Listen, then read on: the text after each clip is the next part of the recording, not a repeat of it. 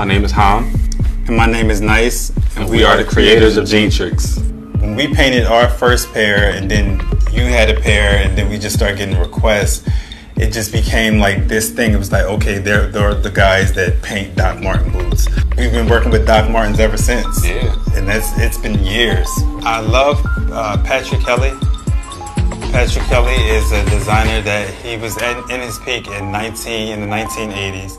He does a lot with colorful buttons and things like that. Heavily inspired by him. Of course, we love Basquiat. Of course. It was very just groundbreaking, especially with the messages in his paintings and things. But our brand's message is follow your dreams. One of our homies back in Philly, shout out to Iris Bonner. Yes. Her brand is called These Pink Lip. Very female empowerment type of stuff. Very free type stuff. Yeah.